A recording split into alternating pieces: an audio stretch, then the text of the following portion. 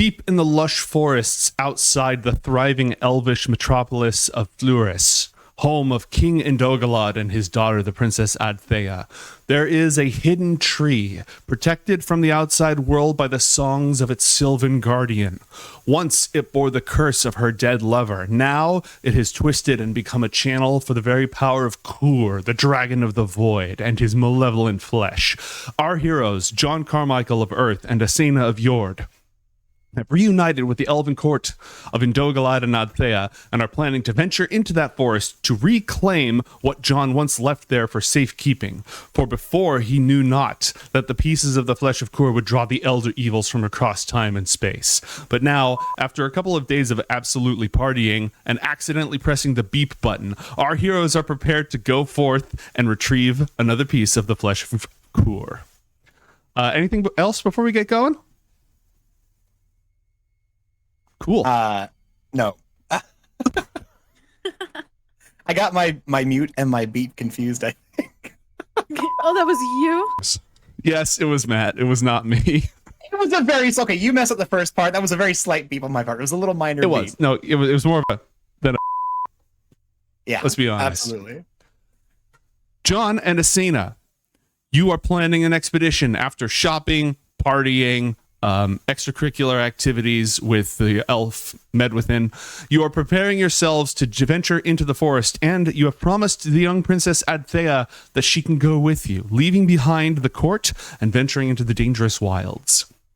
Before we proceed with that, is there anything that I have forgotten or anything that you need to take care of as you make your preparations? I don't prepare. No, I think we're pretty much all set. We just as a quick reminder, we've made sure to very secretly abscond with Adthea. She's going to be not joining us. And aside from that, we've collected everything that we absolutely need, and we should be very much good to go. Okay. We don't happen to know from speaking with Indogalad if there have been any sightings of anything that's been creeping up around that place, considering there has been a piece of the Flesh of Kur sealed there. We do know that the primevals are kind of always slowly creeping toward these things, but there are other dangerous things that I believe probably dwell within Pyrentel that are trying to find this thing if they do sense it. Have we heard of any such things? Do we know if Benthazel is okay, if they've succumbed to being the guardian and anything weird happening there?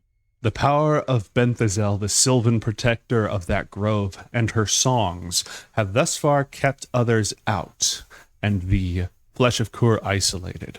What has befallen her remains somewhat unknown. That being said, last time, Pods, somebody played an Asena Dragon of Zolkia card.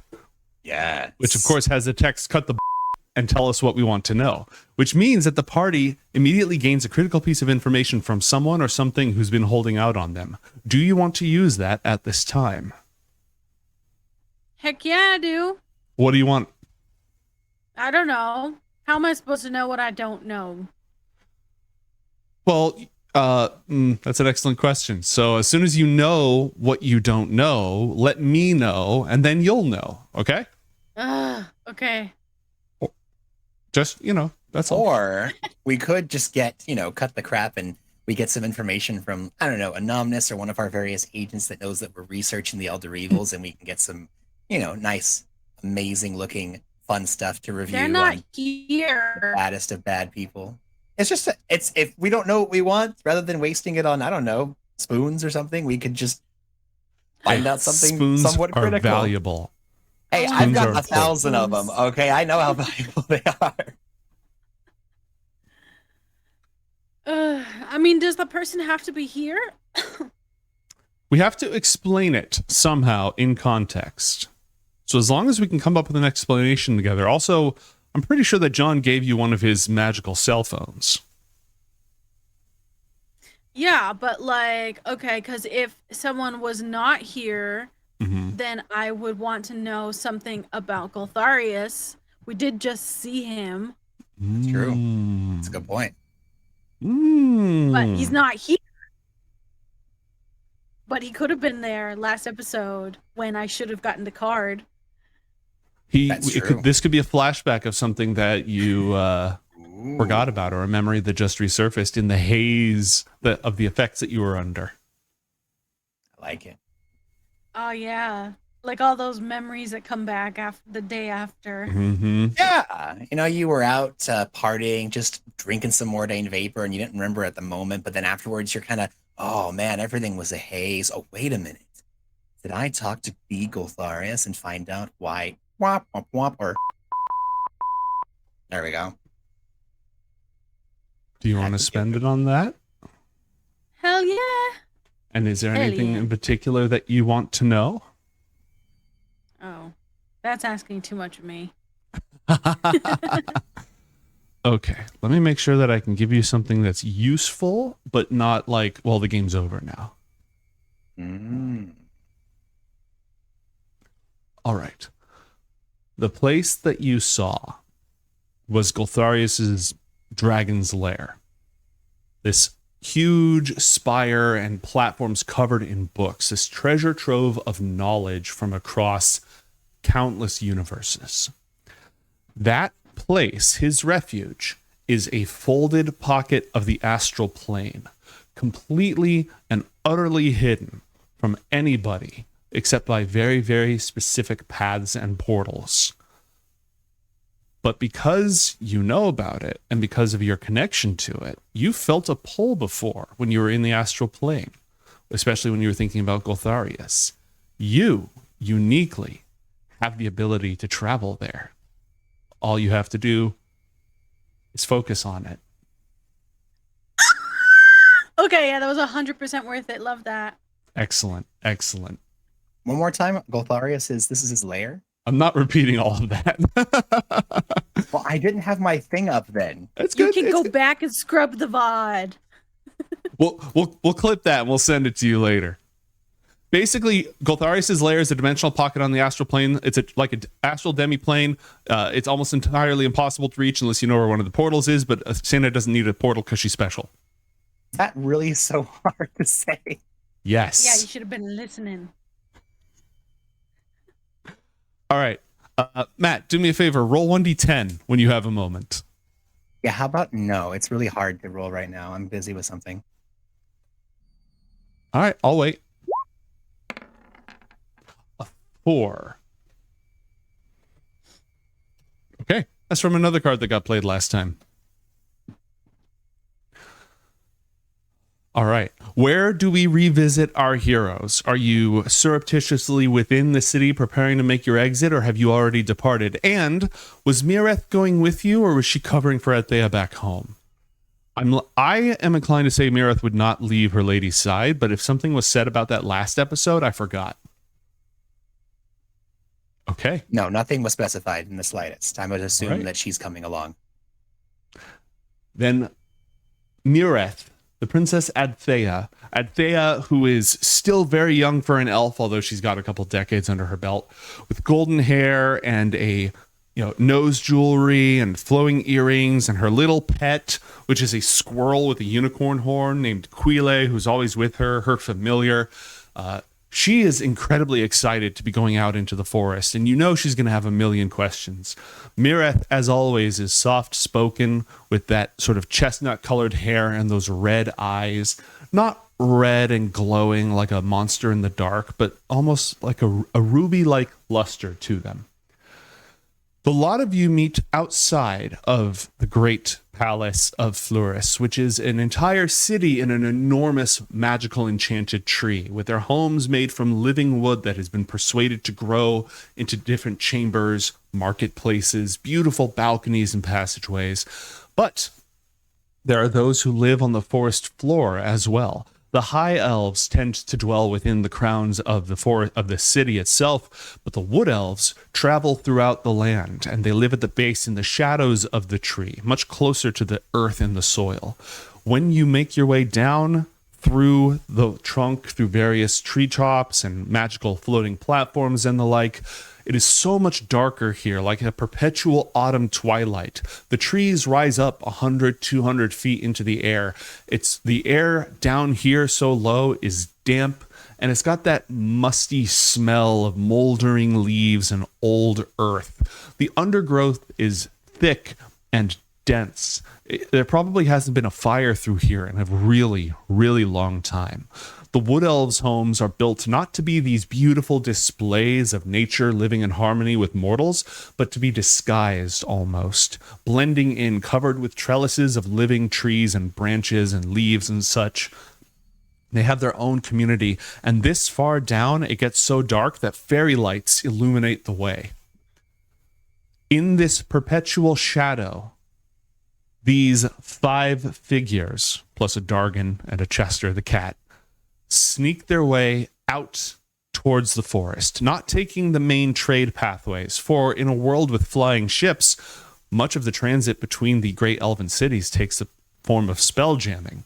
Why go through this incredibly dense forest? But the wood elves are good at it. And so you find your way through the paths until you get all the way a few miles outside of the city. As you go, Mireth's demure, calm, handmaiden demeanor does not break, but another side of her slowly grows and shows itself. Her pointed ears are always listening, but now she does not walk gracefully, but stealthily, switching from a handmaiden to a predator or a deer, alert for danger, at home in the wilderness. Could I have all of you roll survival checks for me, please? Scary.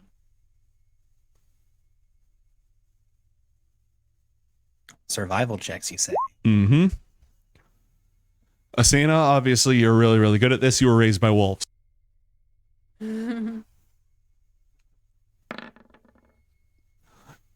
John, you are surrounded by people who are incredibly good at this, but it quickly becomes clear that Asena and Mireth need to be in front. Asena guiding you and Mireth guiding Princess Adthea. She's carefully moving mud and branches and stuff so that her charge, normally the princess wears these ephemeral, ethereal, beautiful gossamer style royal stuff. Her outfit for going out into the forest consists of equally fine material, but not made to be ostentatious. She's got a boots of elven kind and a cloak of elven kind. Matt. Nice.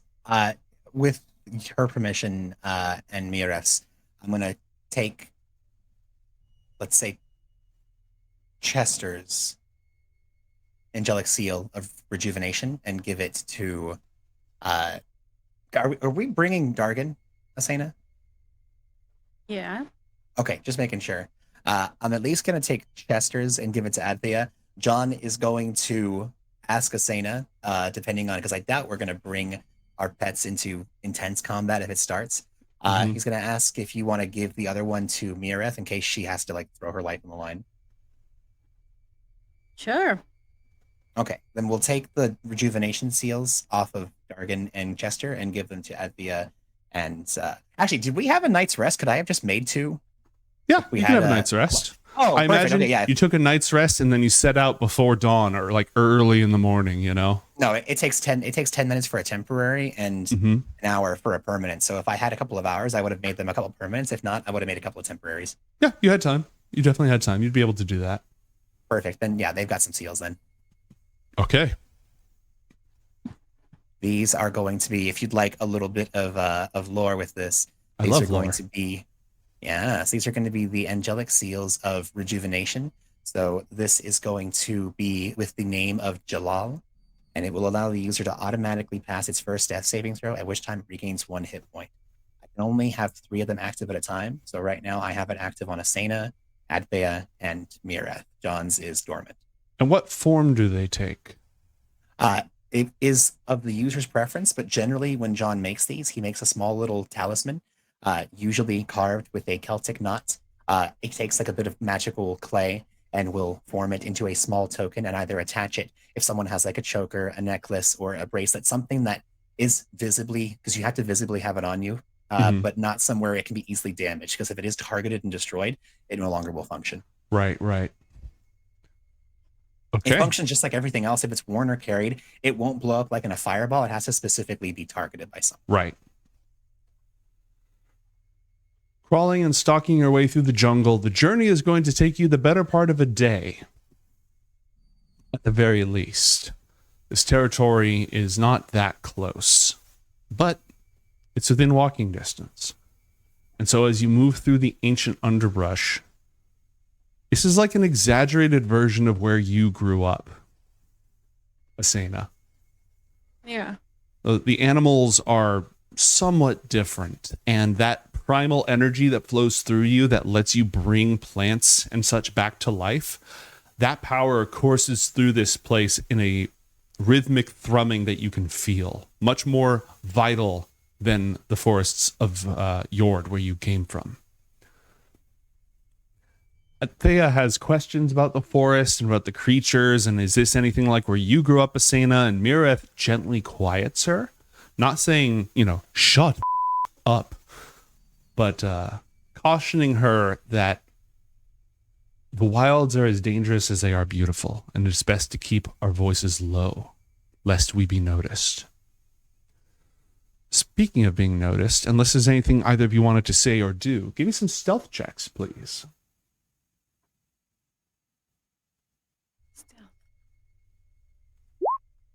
25. Ho! Adthea, even with her cloak, is not doing excellently. And John, give me that stealth check. Okay, a 15.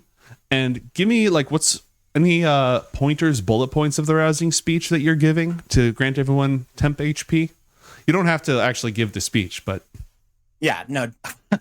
Wait on. I'm going to talk for the next 10 minutes. I have a speech prepared. You all need to sit here and wait. All right, guys, I'll be back. Oh, yeah. John is going to basically give everyone...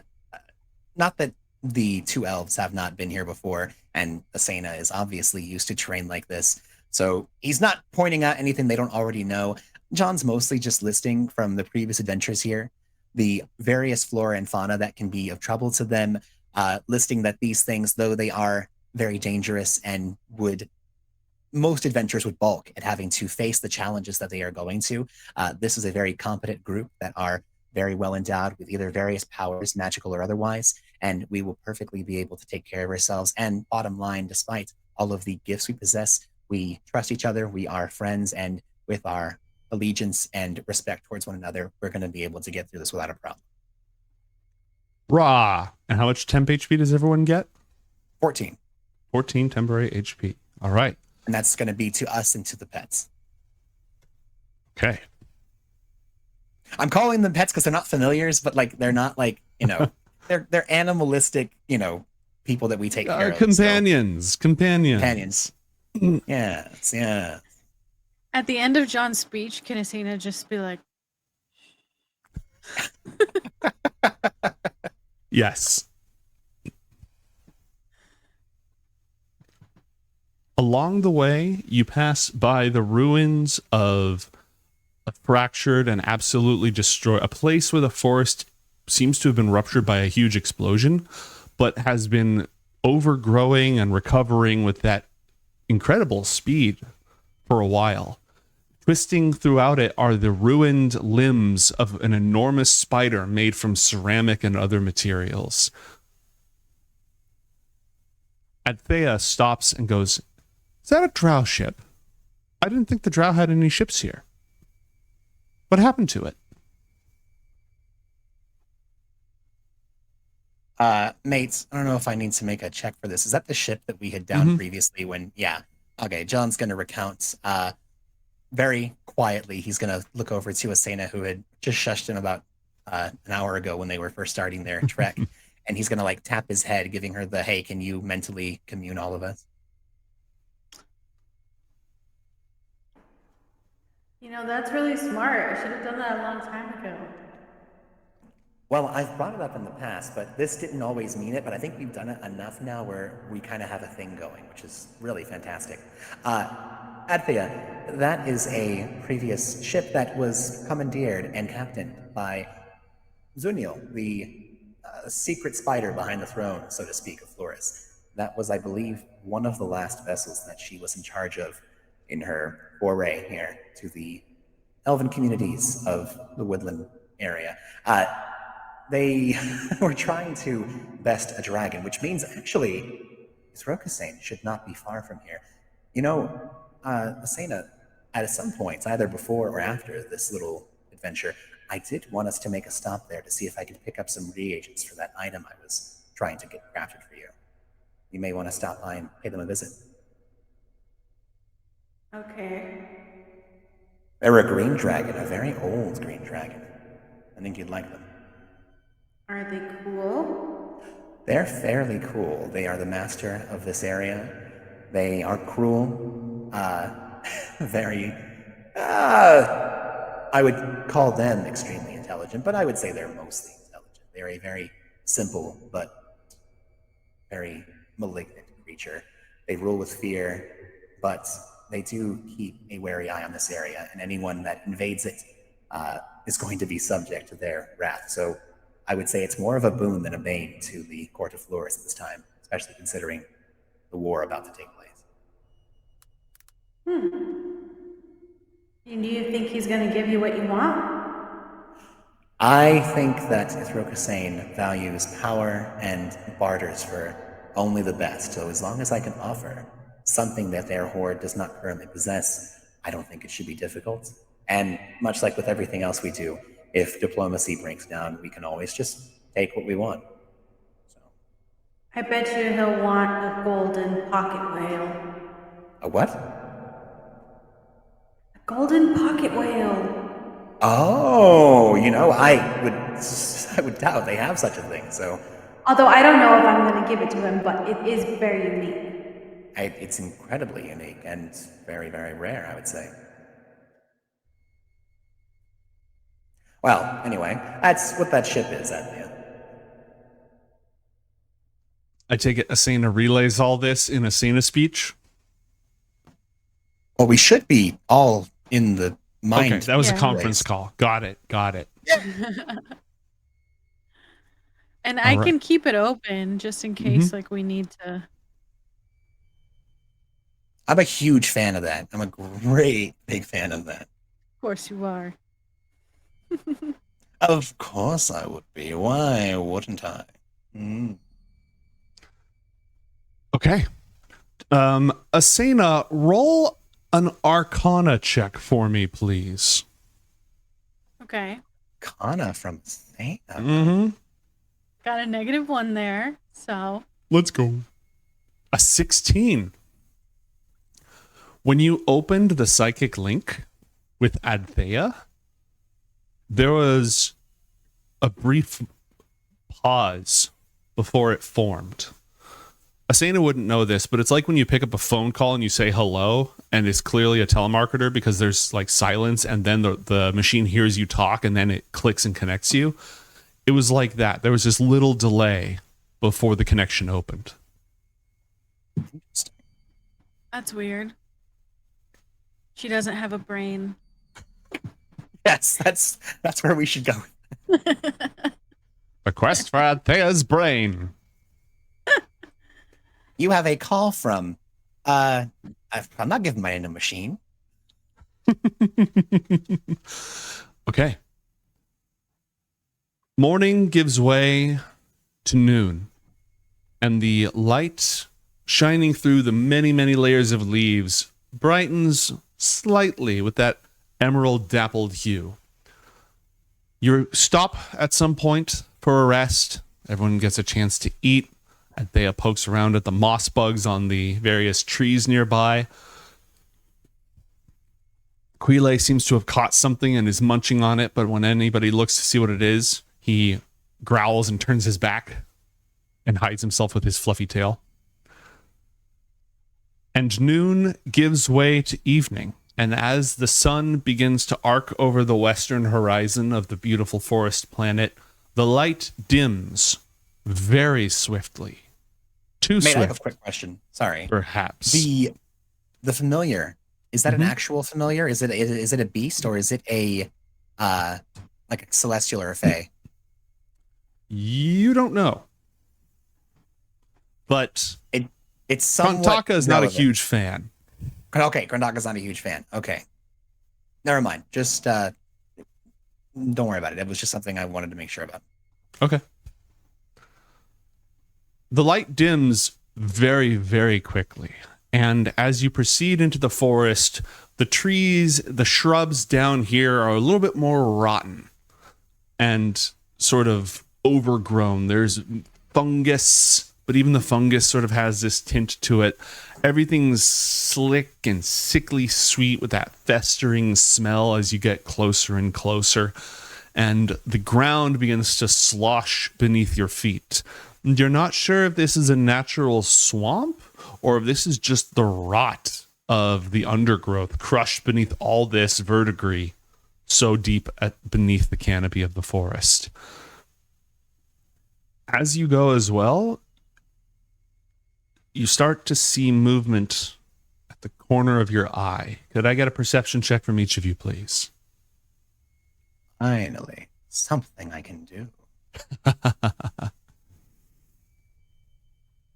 Show me 7. A 15 from John. You rolled a 3, right? Y'all, this is not my night for making rolls. And a 15. She rolled an 8. There are no animals nearby. It's as if once you crossed into this area of the forest, there's no bird song, there's no frogs chirping in a nearby creek, there's no crickets, there's no rustling. And yet the sense of being watched from the darkness by unseen eyes has not gone down at all. And you still see movement flickering, just enough to catch the corner of your eye to trigger your instincts without anything actually there. We've crossed over into the dragon's domain, right? Not the dragon's domain. The barrier between the dragon's domain and Benthazel's song. Oh. To one side lies Irthokasane's enchanted dale. To the other, the direction you're going, Benthazel's grove can be found. The question then, the power of her song radiates outwards to keep the Flesh of Kur contained and to keep other creatures out. It is only because you know this way and you're the one who charged her with this that you're able to pass through that barrier, John. But it will be a few more hours until you get there. By that point, none of you will be fatigued, but the sun will have set. Even though the sun hasn't set yet, it's as dark as night. Question. If someone is traveling with me, they'll be able to pass through, or is there going to be difficulty bringing the rest? Oh, there will be difficulty, but they can follow you. They won't get lost. Is this going to be like we have to tether ropes kind of situation, or as long as we're within eyesight, we're okay? You should be able to stick together. You're not exactly sure how this song has changed. Should be able to? Yeah, theoretically. Okay, hold on. Hey, Asena, how far is the reach of your telepathy? That's a good question. You know what? I have a better response. Hey, mate, before we went to sleep yesterday, would I have been able to just send Benthazel a message that the next day we were all going to be en route? She did not respond. She didn't. Okay, very good. Well, then it probably doesn't matter. Also, it's 60 feet. Oh, good to know. Now, is that just to start it, or they have to be within 60 feet to communicate with you? Within 60 feet.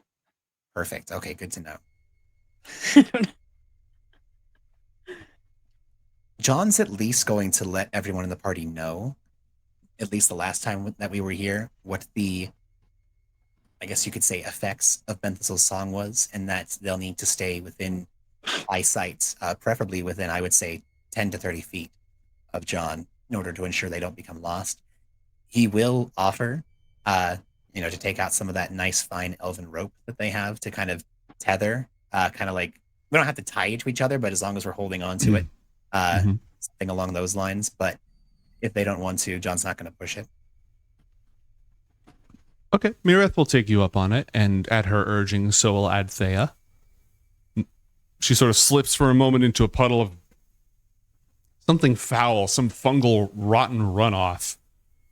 And she pulls her boot up quickly with this being sound, her boots of elven kind, looks at it for a moment, prestidigitates it, and gently sets it down on the floor again. Mireth smiles approvingly at her, and both of them take hold of the fine elven rope that you've brought. And may, unless otherwise being stated over the course of this adventure, every minute or so, John is just going to just speak an angelic word under his breath, trace a small abjuration circle in the air, and then be casting benediction on Adthea. It's a concentration cantrip that just reduces the next damage they take by 1d4. So kind of like if he's just, fidget spinning, he's fidget spinning with magic and just ensuring it keeps a little something protecting their not weakest, but kind of most vulnerable member. Because if something happens to Adthea, they're all in a lot of trouble. Roll an Arcana check for me, please, John. Oh. Still bad, sir. Still bad. Okay, a natural 1. A natural 1. For a 10, it is still a 10. But yeah. Okay. Something is interfering in this area with your spell, and it's because benediction just means speaking good words. Bene good diction, dictate speaking.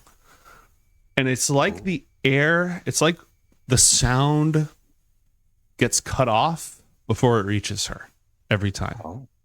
Just before it reaches her. Oh, every time. Wow. Every time. Yeah.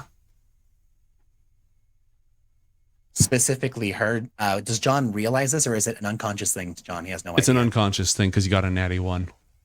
Okay, good to know. But Matt knows now. Matt understands. John has no idea. He just keeps doing it. Okay. The closer you get, Asena, you start to hear music, but it's coming through incredibly distorted, echoey, like it's coming from underground and through a curtain.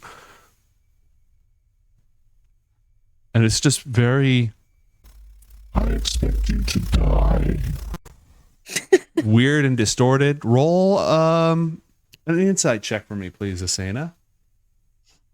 Okay. Insight. Oh, that's not great. One moment it sounds like the singer's underwater or like face down in the muck that you're sludging through. Another moment their voice sounds beautiful, almost like woodwinds, like a flute. And then the next moment the voice is you, but choking and gargling through the song. And it's some songs you've sung in lounges back in Northport. Oh, it's super weird. Yeah. It's very disconcerting. Nobody else hears this. I was gonna say, can I just speak to the group? Yeah, always. I'm assuming nobody's hearing that singing. Ring around the rosy, a pocket full of What? Matt? That's not me. We can't hear it, correct, mate? Correct. No, John's going to respond back in the telepathy talk that he doesn't hear anything. And he absolutely chalks it up to Benthazel's song.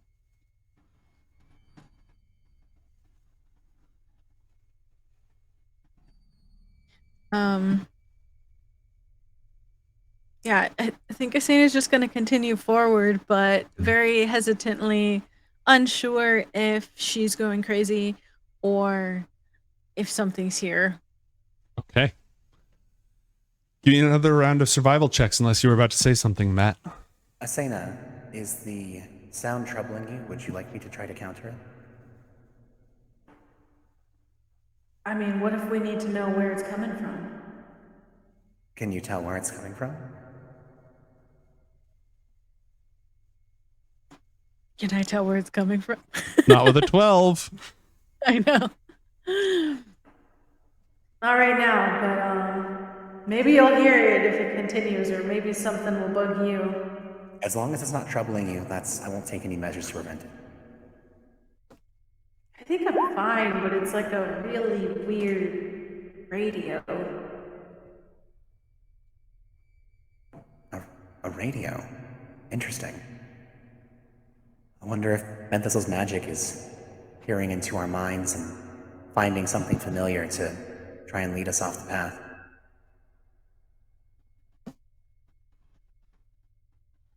You said survival checks, mate? Yes, please. Finally, a little something, natty. something. Now that we're here, changes things up a little bit. This is where John was expecting to be. All right. Wow. Well, John, you can tell the terrain has changed drastically since the last time that you were here. All this swamp, this is new. This fungal undergrowth, the rotting pools of effluence. It was not like this before. It was a lot more briars and brambles and dark, twisted, vaguely purple stained wood laden with poison and sorrow songs and that kind of thing. This rotten swamp is new, but because you're so hyper attentive to the changes, you're able to lead the party past some puddles of far more corrosive, toxic goo as you make your way towards the center.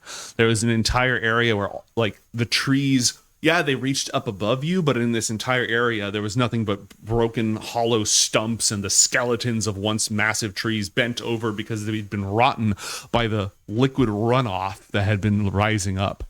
You're able to lead the party around it. Though it still stinks to high heaven, I would make you, even though you got out of it, I'd make you all roll con saves. But not on a natural 20. You completely avoid the entire thing. And that's why we bring me along. You never stop being a wizard.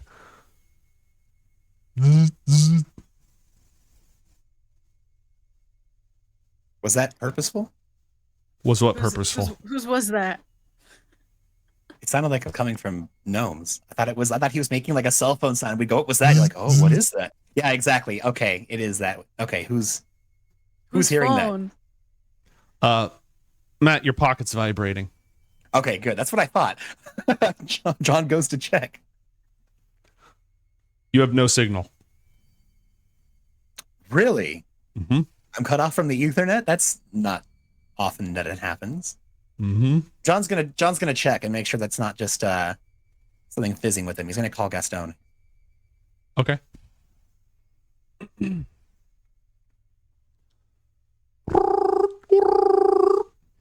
Pigeon Better phone. not call L or something. Hello, John Carmichael. This is you from L. Close, but not quite. Uh-oh. In the blood.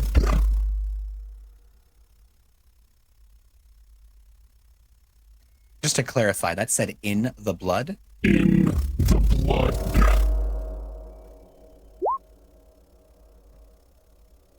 Sorry, wrong number. I was gonna hang up. Okay. You hang up and you have full signal. Interesting. Asena, how's your phone doing? Phone. Asena's gonna start to shuffle through all her things because she doesn't know where it is. And John absolutely put it on parent mode. It has it can call and it has the numbers that can be called. It's until Asena's ready. It's very simple. It's very straightforward. There's no getting lost in it. Oh, ye of little faith. It's not. It's not you of little faith. It's streamlining. I'm just saying. You think that Asena can't get lost in it? If you build an Asena-proof phone, I see what you mean. They will build a better Asena. I see what you mean. I understand where you're going. Okay, She found it. Yeah, I'll bring out my phone. It's here. Do you have signal, or are you able to make a call? Asena's gonna just stare at the phone. Try and call Gaston, if you wouldn't mind. Call Gaston. Okay, the best part is that would actually work. Calling Gaston. Oh, I didn't know it was this easy.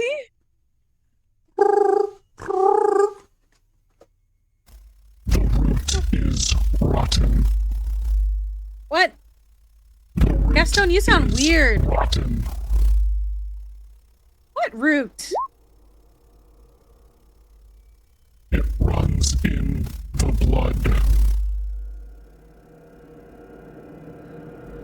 I don't think Gaston is okay, you guys.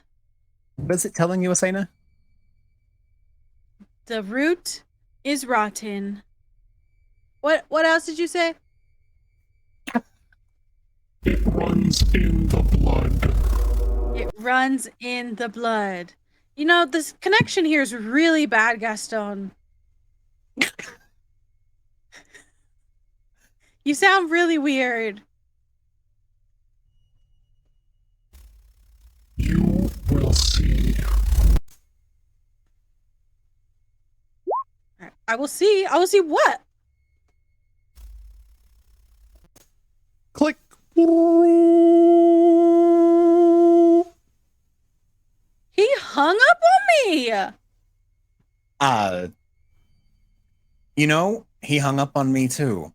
What? We'll have to talk to him about that when we see him next. But he told us, in the blood, the root is rotten. It runs in the blood. What was the last thing that he said? He said, I'm gonna see. You will see. Okay, you will see. Okay. Interesting. Well, What does that thing do? Have I seen that before? What do you use it for? everything. Yeah, John's going to go ahead and take his phone and pass it over to Adthea. He just finished writing down these notes in one of his apps. Mm-hmm. That is my everything. It's my mobile spell book. I have everything there connected to the Ethernet wherever I go, or the Aethernet, rather. Everywhere I go, I have access to the various collections of information that I have procured over the years. You can see right there, I'm actually working on building an app myself that's going to connect me to everything that we've established from the Obsidian Tower. I'm trying to figure out what to call it. Right now, I'm just calling it Obsidian Tower. That makes the most sense to me. I think the app Maleffect would be kind of funny, but you know, I don't know. Like we're still working on it. It's a project in time. Anyways, my spells are in there. That's my spell book. Can I look? Yeah, sure, absolutely. Adthea is now nose deep in the phone, absolutely fascinated. If you make a Gen Z joke, John will immediately get disadvantage. If we have enough time, John is going to actually. I should be able to walk and ritual cast, right? There's not a problem if I'm not like inactively running. I can. I don't think you Probably. can walk in ritual cast. Because you start casting, I'm going to say no for now, but if we find that, like, you know, some precedent somewhere else, I can be argued out of it later. Does that make sense? It makes sense. I'm going to Google right now, but I understand. Okay. While we wait, is whether or not you move on determined by, it's a ritual cast is 10 minutes, Matt. Just knock it out real fast. You definitely have 10 minutes. From what I'm seeing, there's nothing in ritual casting that says all it does is changes the duration of the cast. It doesn't say you have to just stand still while casting. So however you're okay with it. Basically, all John's doing is he's going to ritual cast floating disc, so that way Adthea can sit on the floating disc while she's going through the phone. Okay. Just making it easier for her. Okay. She is now sitting on the phone, just through everything. If Mirith wants to, it can hold up to 500 pounds. It's a 3-foot diameter disc, so they can all just sit on the front and the back if they'd like. I mean, technically, I guess all three ladies could just like try sit on each like corner of the disc, and that way John can just kind of drag everyone through the. You want to Asena boots on the ground in this forest for sure. Well, in this area, John's up front. I rolled a natural 20. I'm guiding us through this area of space in the Pyre Zone. But yeah, no, I get you. I get you. Anyway, floating disc for Adthea. That's all. Okay. It is now dark as hell. Really, really dark. Sun is either set or partially set, and the light doesn't make its way down here. And it is supernaturally dark as well. Do both of you have dark vision?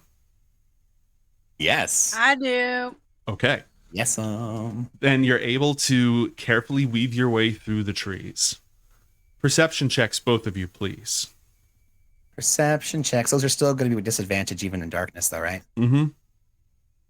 Glorious. Me too. Yep. Boo. Well, because it's Okay. all in either shades of gray, shades of red, whatever your dark vision looks like. Mm-hmm. Dirty Dirty 20. 20. Mm-hmm. And a 15. Okay. As you push through a sort of a climbing, there's like a dead tree trunk, but it's covered with climbing moss, kind of that Spanish moss style stuff, except it's really sticky and foul, and it's got some yellow effluence on it. When you push it aside, beyond it is a clearing. In the clearing is an enormous tree that's fallen, and it's got to be like 200 feet tall and at least 10 feet around. Just absolutely huge and old and hollow. And bursting out of the top of it, looming up 70 feet high, is a writhing mass of rough, organic, lustrous material. It branches out like a tree, except that instead of looking like the natural limbs and boughs of a tree, it grows out more like veins, blood veins or nerve endings, reaching out, rendered rigid by cartilage, and then dangling down into these nasty, jerky talons that hang from it all around. Even though it's pitch dark, you can still see it as if it's outlined by a faint light. And the wind touching it makes a hideous sound that I'm not going to make because it's going to skeeze everybody out. But it involves me doing a lot of mouth noises.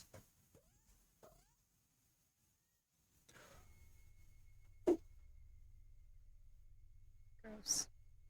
As you enter the clearing, it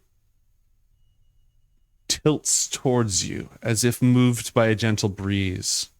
And yet the wind is not flowing in that direction. We realize that it's tilting towards us, right? Mm-hmm. John is going to use his Warlock at Will evocation to cast Silent Image, concentration up to 10 minutes. And we're all going to get close and squeeze within a 15-foot cube in which John is going to make us appear as though we are something that belongs here. No, there's no animals or anything, but perhaps a shambling mound. And to back that up, John's going to hit us with a minor illusion. It's a non-concentration that lasts for 1 minute, and he's going to try and just have a sound of shambling massive roots that are moving through this space, just like a big shambling mound is just moving through this area in place of for traveling adventurers. Okay. Roll an Arcana check, please. I would love to. I'm going to add a deduction dice to this. Arcana with deduction. It's going to be a 25, and if it fails, I've got a D4 with your name on it. 25 will be plenty. Asena, aside from moving with John's illusion that passes through the clearing, is there anything else that you do here? No, I think she's just on edge, like more alert than before.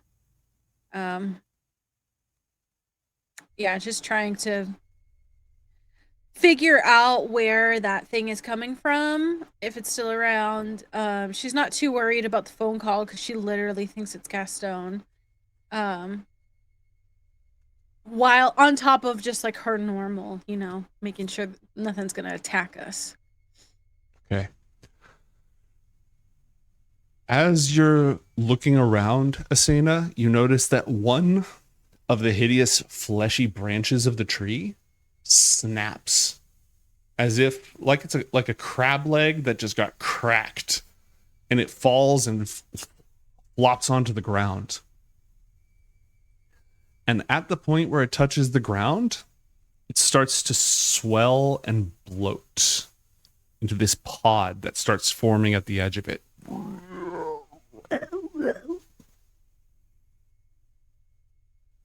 That's crazy. There's something moving around inside of it.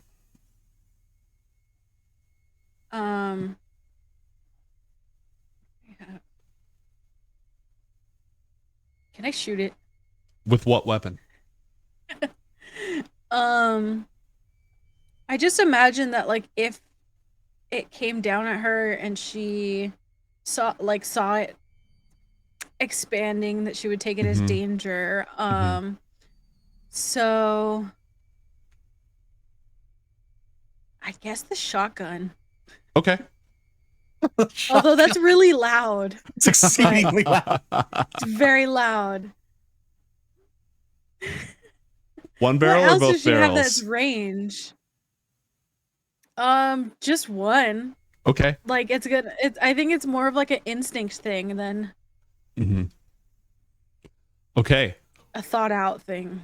The gun snaps forward. You pull the trigger back part of the way. Blam! It echoes out. And somehow, even with all the foliage and swamp nearby, that sound seems to chime out clear and crisp, going all the way up into the sky. The bullets fly forward and strike the flesh sac, and it bursts, and spinal fluid, just grossness goes in all directions. And it collapses and deflates. And through the hole that you just made, a hand reaches with no skin, just the muscle and veins showing, and shakily starts ripping at the outer membrane.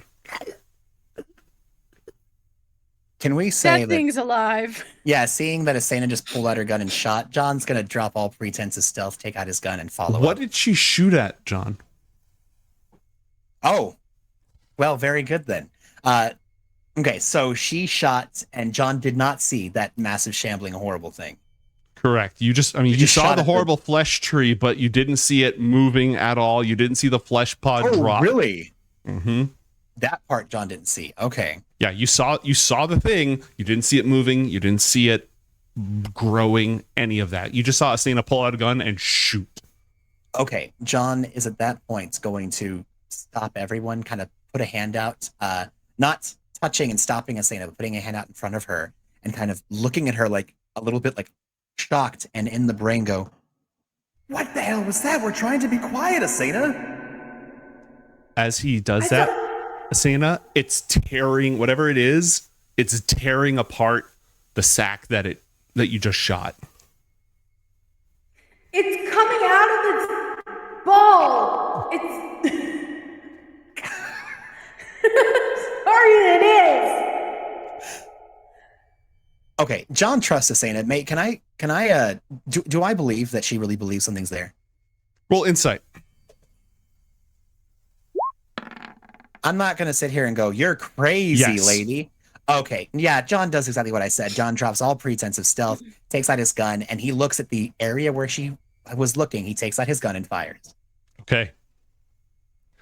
She said something's ripping out of it. He doesn't see it. He sees where she shot, and he obviously can't see what she's seeing. She knows these kind of places, so he's going to trust her and just start shooting. Okay. Roll an attack with Krontaka. Disadvantage, or does it matter? Disadvantage because of the darkness. And the invisibility. That's I was going to say, probably the invisibility, because I can see in the dark. Okay, here we go.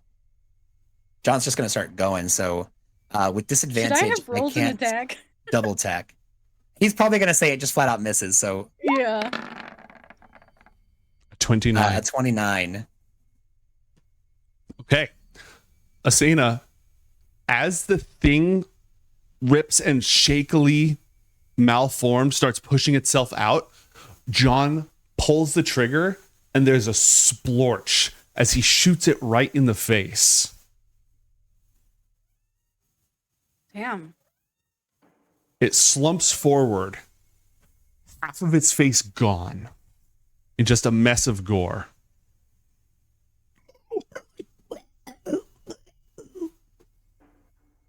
That was a really good shot. I think you got it. Did John see anything? Does it come to when Nope. No? Nope. Asena, I still don't see anything. What do you I mean got you don't whatever it see was. anything? You just see that it was dead now. It's like half of its brains are on the floor. Adthea, Miareth, do you see what Asena is describing? Right over there. They're both looking because Asena just pulled her freaking shotgun and blasted, and it was really goddamn loud. Neither of them see anything. Well. Okay, well it came from the trees. Can you guys see the weird branches? Yeah, do we see those pods she's described up in the trees? You just see the weird flesh tree. And as you look at it, the whole thing is shrinking and shriveling up on itself.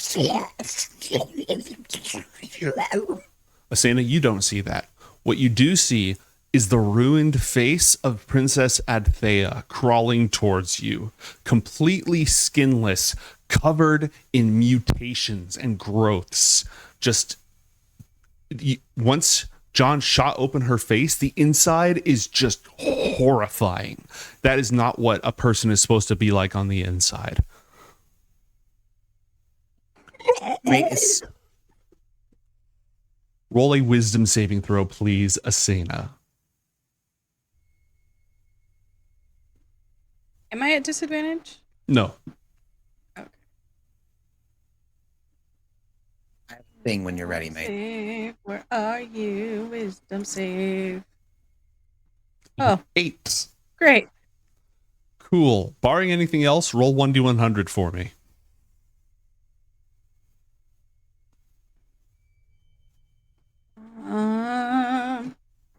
Sure.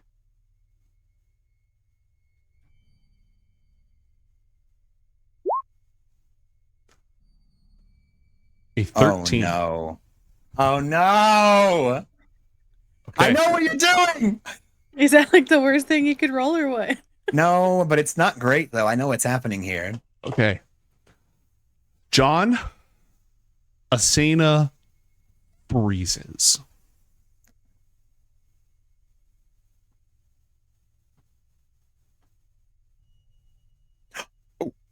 Ooh. Freezes as in like she looks paralyzed or stunned. Mm-hmm. Paralyzed specifically. Paralyzed specifically. Do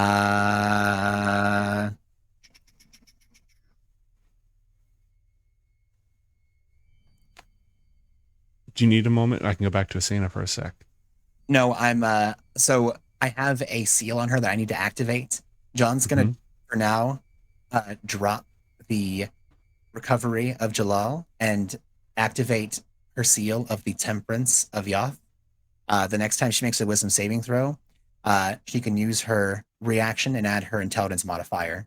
Add my intelligence modifier to the roll. Okay, I was gonna say that's No, it's mine. Yeah. I forgot. I always need to have that one on Asena to begin with until she starts taking damage, and then I put recovery on.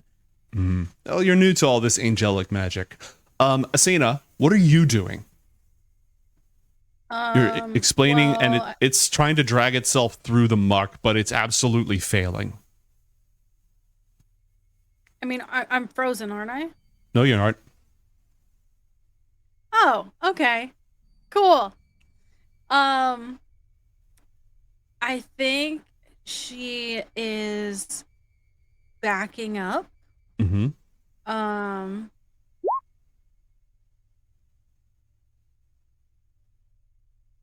And I don't think she's really saying anything. I think she's just kind of like hoping that this thing doesn't exist.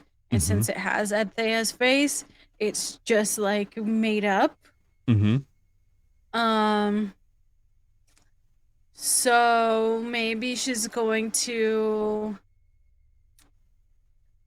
close her eyes and not look at it and just try and like center herself.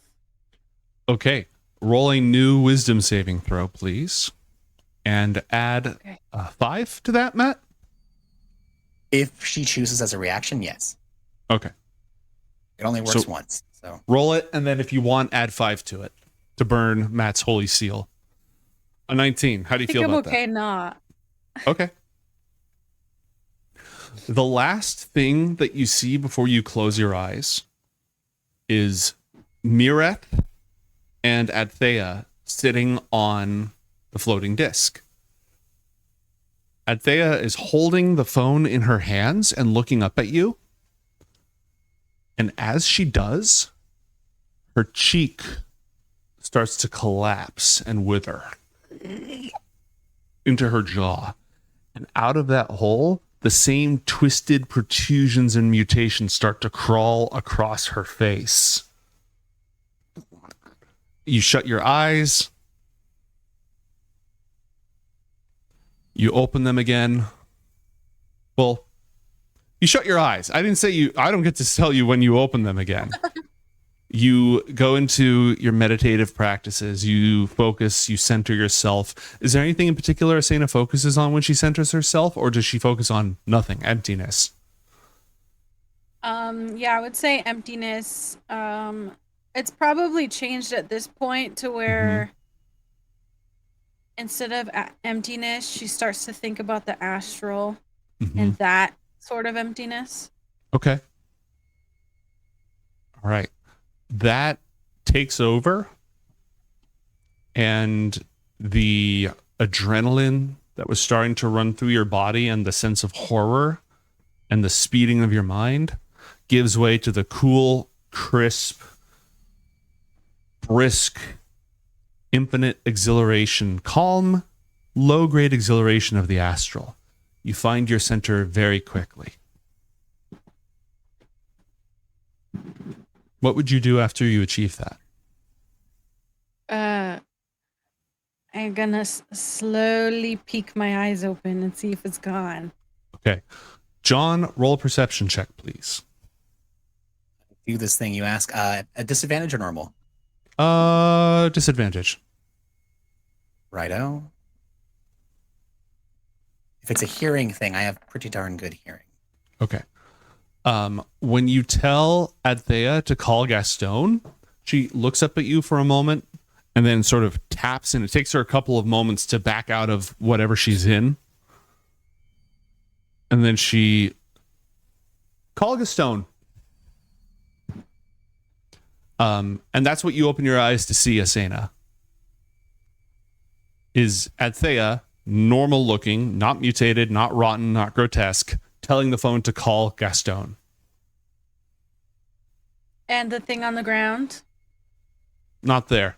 That big old flesh tree, gone. And all of you see the flesh tree is gone. Oh, goody. It just Yeah. disappeared. Was there one moment, gone the next? It like shriveled up on itself and left nothing behind into nothingness. Good to know. When John issues the command for Adthea to call Gaston, he's going to specify, it's very likely Gaston's not going to pick up. Whatever you hear, tell us what it says, verbatim.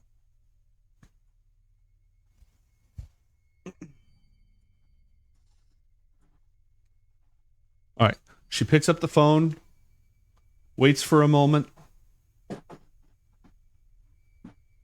And I'm just going to roll something here real quick. Don't mind me. If you actually have Gaston pick up this time, Could I get insight checks from both of you? yes, that'd be a 29 from John Carmichael. This is what he'd do. Okay.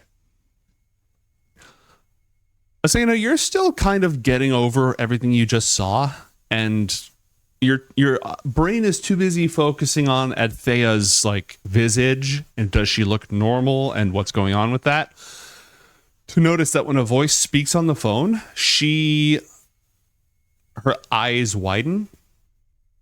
And in this light, it's impossible to, and with her complexion, it's almost impossible to see that her cheeks go pale. And whatever she just heard it freaked her out. John, you immediately pick up on that. Yeah. John's going to be insistent. Mm-hmm. Adthea, what did it just say? She hangs up the phone and thinks for a moment.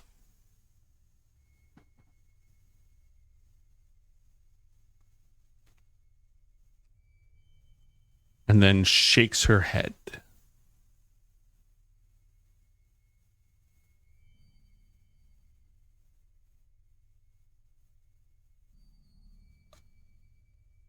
My father. I think he's in danger. Adthea, we are in a very bad place. Asena is seeing things that aren't there. We, right now, may be seeing things that aren't actually here. This is the cause of Benthazel's song. We need to stay together. We need to trust one another. I need you to tell me what the entity on the phone just told you. It is very likely something from deep within your mind that is playing a farce on you. You know that your father is in grave danger, but there's nothing we can do about it right this moment. And there's nothing here right now that can actually hurt him. It's trying to hurt you. So what did it tell you?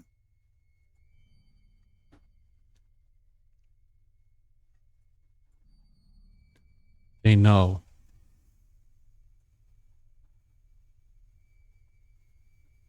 The drow? It just said they know.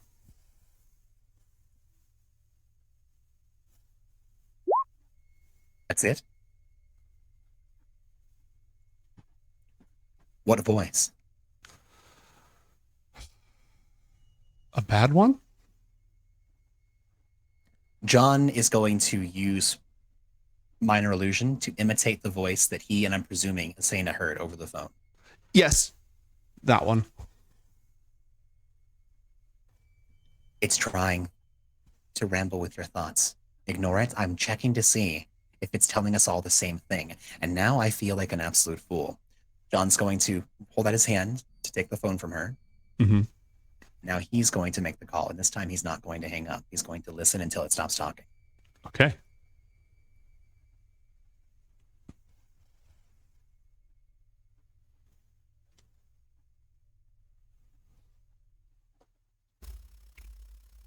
The root is rotten.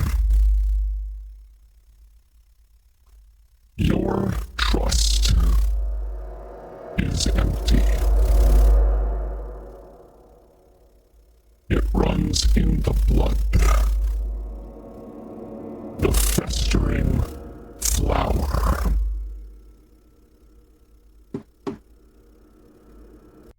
And then it hangs up.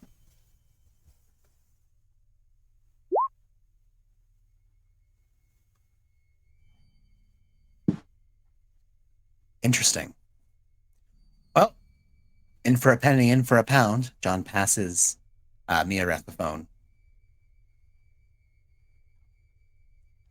If whatever lies on the other side of this wishes us harm, then is it wise to continuously make contact with it?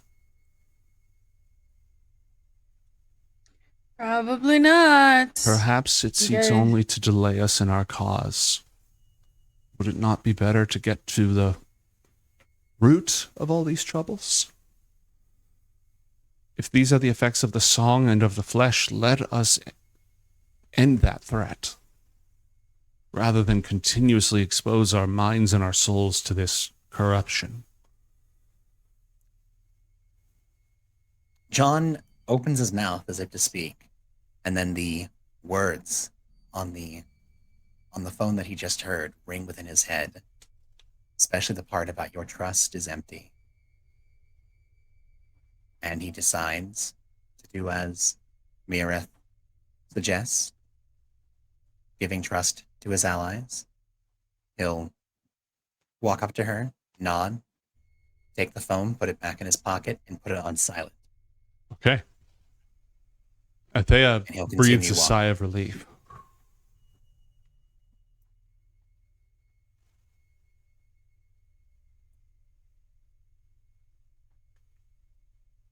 Well, I guess we best be off. Please. At this point, John is going to take precaution. He's going to have everyone get very close. Mm-hmm. And he is going to leave the protection on Asena. He's going to activate the seal of, I believe it was temperance. Let me just double check. Yes, he's going to activate the seal of temperance on himself and leave a seal of recovery on Adthea. So Miareth is going to go dull for a bit. He's going to request that Miareth stay with Adthea on the circle. And within their 5-foot square, he's going to utilize his minor illusion. And he'll just keep proccing that every minute and put a field of that static whenever they're trying to have conversations with each other and keep everything out. He's going to do as much as he can to muffle the sounds of this place. Okay. Strengthening his resolve, he's going to look at Asena, put a hand on her shoulder, and just give her a warm, assured smile. And say, I trust you, Asena. If you see something, let me know. We're stronger together than we are apart.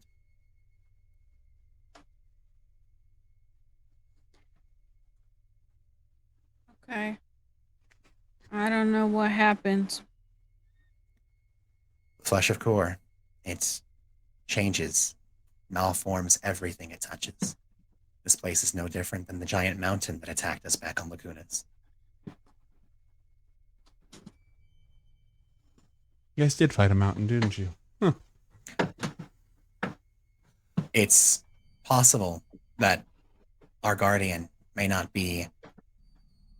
I believe that she's performing her duties admirably, but she too may have fallen to this scion obstruction. I sent a message to her last evening and did not hear back. It may be nothing, but it's possible that she's continuing her duty of protection, but may also be warped and changed. It has been years.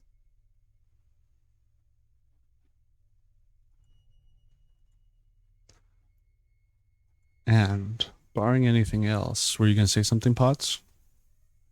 I don't think so. I think Asena will just stay quiet. Okay.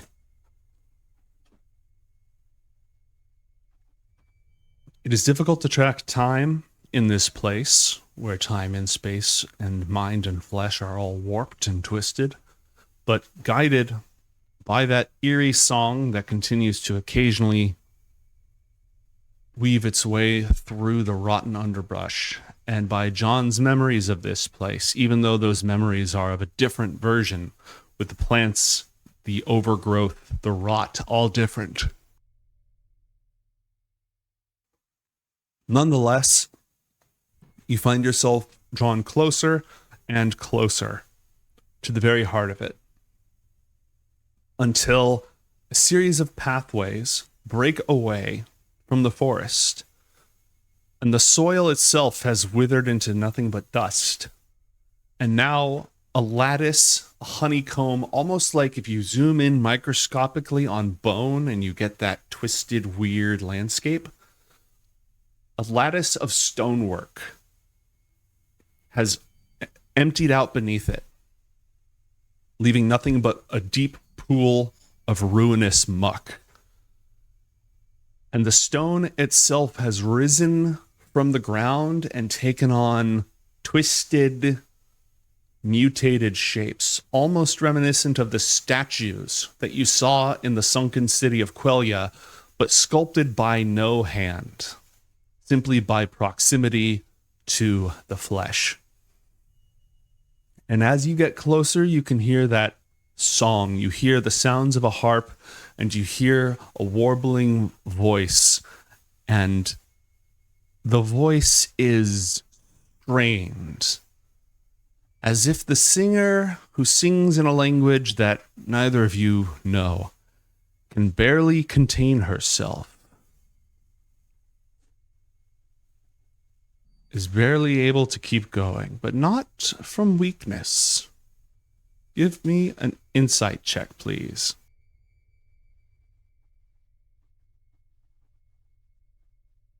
Getting to insight. Or, Asena, you can give me a performance check instead if you want, because this has to do with Ooh. singing. Good call. It's 22 for John. lower. Okay. Asena, you recognize that as the shakiness in the singer's core and diaphragm that comes not from weakness, but from an overabundance of a conflicting emotion. Like trying to sing at a loved one's funeral or in a ridiculous situation. John, you recognize barely suppressed laughter. But not a deep, hearty chortle or friendly laugh, but the laugh of somebody who is extremely sleep deprived and is starting to crack. The singer is near a fit of hysterical laughter. And so our heroes enter Benthazel's grove.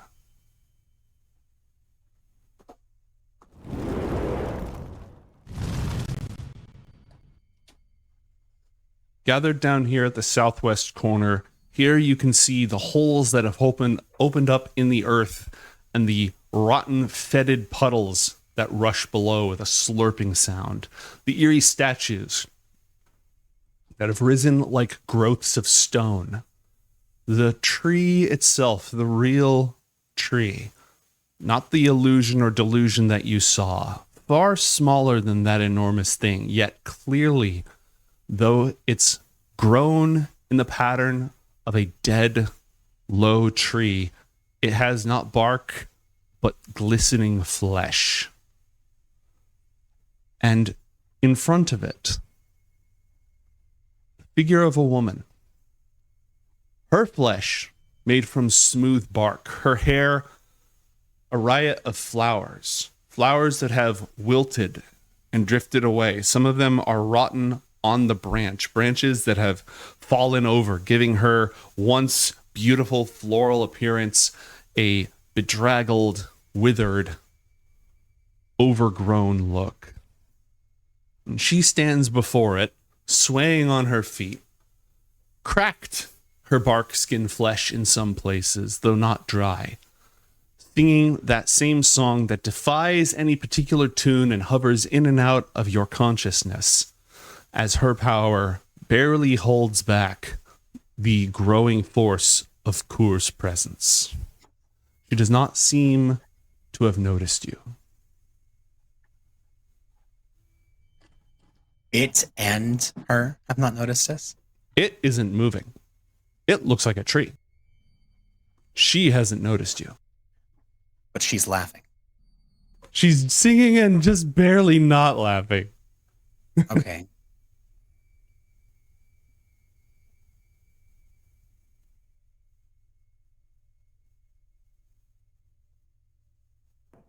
Asena, do you want to risk opening up some sort of communication with her? I don't want to talk to her. I'd rather not kill her if we can help it. She is a friend, and she was put into a bad position before, and not a better one now. We should destroy the tree, take the Flesh of Kur, and if we can, bind her if she attempts to stop us. Or ignore her until we've collected the flesh. She may come to its defense. I'm not sure. And do you think me talking to her is gonna make things better? I would prefer to try diplomacy before actively engaging, but we could attempt to just catch the situation by surprise, set the tree aflame, destroy it, and then deal with the fallout afterwards. I'm just not sure I have anything to say to her. This girl showed me some weird things. Well, John's going to focus his attention in their cerebral connection to Adthea and Mireth. Well, Adthea, you wanted to come along on this little adventure. Would you like to take part in what presumably is going to be a rather intense encounter, or would you rather stay here on the sidelines and support as best you can? I will keep my lady safe, as is my task. Mireth, I didn't come out here just to watch. I came out here to test my own skills and to be a part of this. Adthea's good at talking. Why doesn't she do it? I was actually, you're correct, going to suggest, Adthea, would you and Mireth be able to focus on tying up Benthazel, either with diction or spells, while Asena and I focus on the tree? Yes, I'll see if I can reach her or restrain her. Asena, we may want to try and sneak around, and as soon as Adthea and Mireth act as the distractant to Benthazel, we can attack the tree. What do you say? That's a much better plan. Perfect.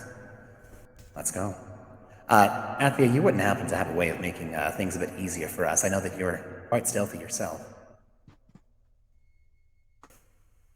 I could make you invisible. Fantastic. All right. Adthea will eagerly... I think she can upcast this. Give me a moment. You think? Oh no. I literally forget how invisibility works. Oh yeah, no, you can upcast it. You cast it at 3rd level, it'll target 2 people. 4th level, it'll target 3. Okay, yeah, she's going to burn a level 3 invisibility to make the 2 of you invisible. Do you need Dargan invisible? Is Dargan coming with us or staying with them? That's your call. He's your Dargan. Oh no, I'm sorry. I'm asking Pods.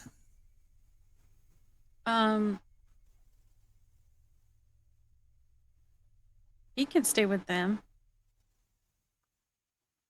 All right, then she's just going to upcast level 3 to make the 2 of you invisible. And after doing so, she'll go ahead and set foot, stepping carefully off the disc, and then moving quietly with her elven cloak wrapped around her, her boots scarcely making a single noise. And as she does, Asena, for a brief second, as she passes through, her golden hair restrained beneath the hood of the cloak, you just see the side of her face, and one eye blink, rotten mutations, corruption, horror. And then you blink and all is normal once again. And as the princess and the handmaiden step forward to speak to the beleaguered guardian of this grove, we will go ahead and take a short break. Coriander Society Adventures will return momentarily.